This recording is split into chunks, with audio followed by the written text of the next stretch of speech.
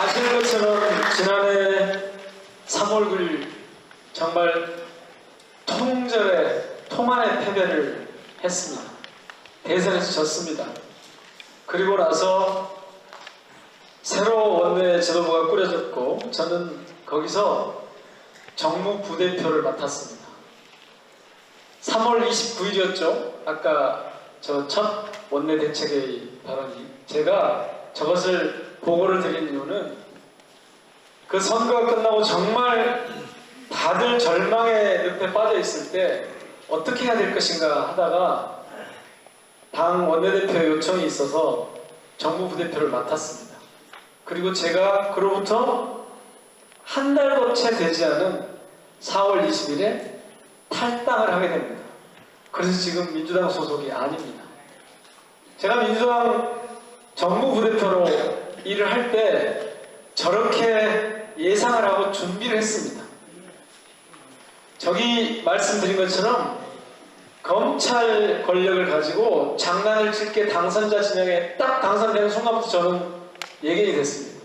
그래서 그거를 막기 위해서 정말 최선을 다해야겠다 생각하고 있었는데 드디어 제가 정무부대표를 맡아서 검찰청법과 형사소송법, 그러니까 검찰 수사권을 축소하는 그 법안을 제출해 놓고 있는 상태였는데 저렇게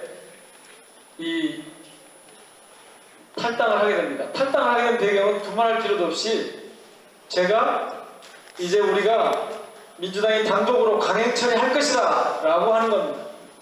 3월 29일에 저렇게 제가 원내 대책회의에서 발언을 했는데 4월 20일에 탈당을 하게 됩니다. 그런데 탈당을 하자마자 무슨 일이 있었습니까? 이틀 뒤에 박병석 국회의장 주재로 양쪽 당에서 합의를 합니다. 합의문의 첫 대목이 이렇게 시작합니다. 검찰의 수사권과 기소권은 분리하는 방향으로 한다 라고 하는 게 그 합의문의 첫 번째입니다. 이 합의문은 양쪽 당의 의원총회까지 다 통과하고 다 끝났습니다. 그래서 그대로만 하면 제가 탈당을 했지만 금방 다시 복당을 하면 될 일이었습니다. 그런데 4월 20일에 탈당을 하고 4월 20일에 합의문이 나왔는데 4월 23일에 그러니까 하루 만에 윤석열 정권이 그리고 국민의힘이 뒤집습니다. 그래서 그때부터 싸움이 시작이 됩니다. 제가 그래서 안건조정에 들어가서 저 두 법을 억지로 통과를 시킵니다. 그렇게 해서 만들었는데 아시는 것처럼 한동훈이 시행령을 가지고 장난을 쳤습니다. 시행령 가지고 장난칠 때 제가 탄핵해야 한다고 했습니다. 한동훈을. 법을 어겼으니까. 그런데 탄핵을 하지 못했습니다. 사실은 제가 탈당하고 합의문이 나오고 합의문을 깼을 때 합의를 파기했을 때 제가 강력하게 주장했습니다. 국회를 세워야 한다. 이 사람들이 무슨 짓을 하려고 하는지 뻔히 보인다. 국회를 세우고 인사청문회 중단시키고 한덕수 총리 인준 안 돼. 그 다음에 국회 법사위를 비롯해서 국회 원 구성하는 거 그냥 단독으로 가자. 민주당이 그걸 하지 못했습니다. 저는 사실 지금 민주당에 그걸 하지 못하고 밀려가지고 지금까지 온 민주당에 화가 많이 나 있습니다. 정말 화가 많이 났습니다. 근데 왜 제가 그런 생각을 했는가? 광주 시민들이 딱 그렇게 생각하고 계시기 때문입니다. 시민 뜻을 받들고 싶었기 때문입니다. 민주당이 지금 정신 차려야 합니다. 지금처럼 밀리면 내년 총선 박살납니다. 한 가지만 말씀드리겠습니다. 지금 민주당에 엊그제 이재명 대표 체포동의안 국회에서 부결은 됐지만 138대 139 나오는 거 보고 깜짝 놀라셨죠? 화 많이 나셨죠? 민주당에 세게 항의하고 싶었고 거기에 이탈표라고 얘기되어 있는 분들 엄청 나무라셨죠? 예, 저도 그랬습니다. 그런데 저는 다소 예상을 했습니다. 그렇게 많이 나올 줄은 몰랐지만 다소 예상을 했습니다. 왜냐하면 그런 소문이 계속 돌았기 때문입니다. 그런데 여기서 아주 중요한 게 있습니다. 제가 보니까 기권표 9, 무효표 11, 그래서 20표가 부결도 아니고 가결도 아닌, 즉 체포 동의를 안 돼 하는 쪽도 아니고 돼 하는 쪽도 아닌 표였습니다. 저는 이 의원들을 가결 쪽에 가담했다고 보지 않습니다. 부결하고 싶었는데 민주당 지도부에 경고를 한 겁니다. 제대로 해라. 그래서 여기서 제가 드리고 싶은 말씀은, 그분들을, 그러니까 아예 민주당의 정체성에서 멀어져서 가결표를 찍고 국민의힘하고 똑같이 행동한 정의당과 민주당의 일부 의원들, 이분들은 마음껏 비난하고 마음껏 혼내십시오. 이건 역사의 도리가 아닙니다. 순리가 아닙니다. 민주당원의 할 일이 아닙니다. 이거는. 그리고 지금 이것은 윤석열 군사 독재 정권에 부역하는 거나 마찬가지입니다. 그런 일 하면 안 됩니다. 그런데 그렇지 않은 분들 20명, 이분들까지 한꺼번에 몰아서 이분들이 마치 이재명 체포동의안에 가결 찬성하는 것처럼 그렇게 몰아붙이시는 건 안 됩니다.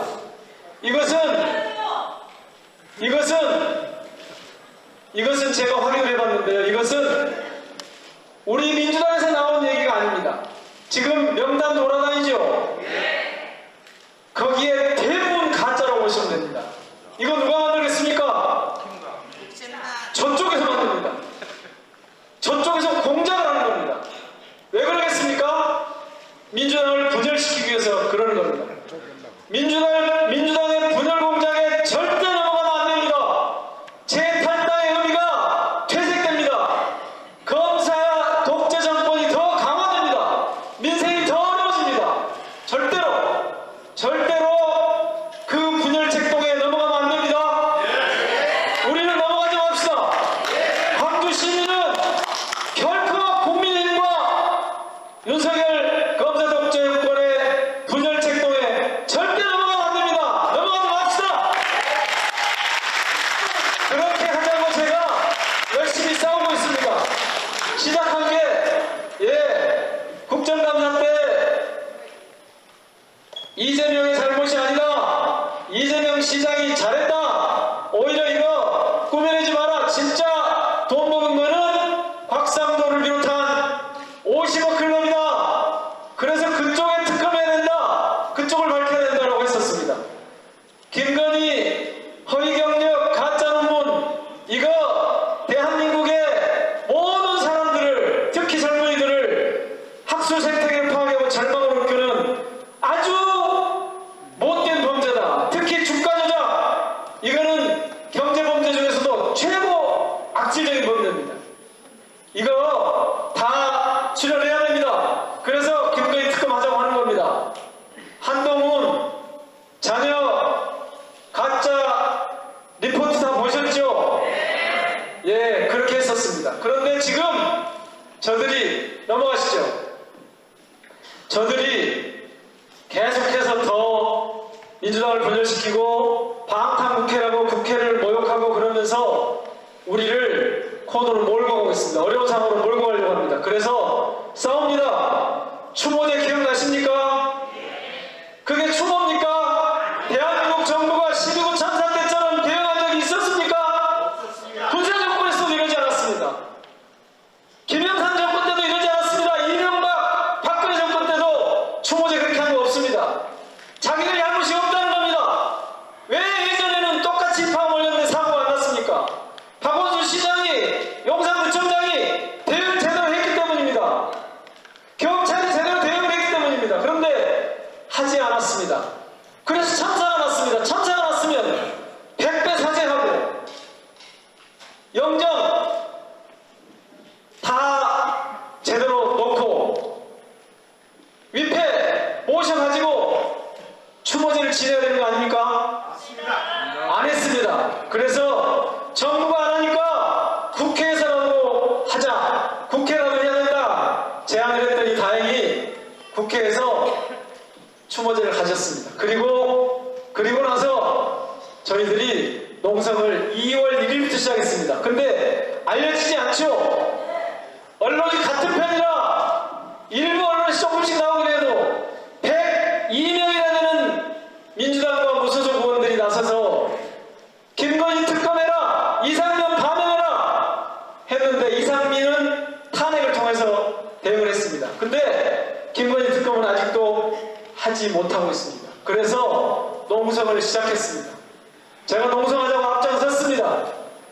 제가 첫날부터 시작해서 그 다음날까지 밤샘을 했습니다. 지금 국회 롯텐도어리라고 내부에 있다가 건축물 안에 있다 밖으로 지금 밖으로 나왔습니다. 밖으로 나와서 지금 농성을 시작했습니다. 촛불 집회에도 앞장섰습니다. 왜냐? 제가 원내대책회의 모두 관해서 말씀드린 것처럼 검사 독재 정권을 더 강화해서 외교도 민생도 다 파탄돼서 남북관계도 파탄해서 시민들의 삶을 어려움으로 몰고 오는 것이 너무 뻔하기 때문에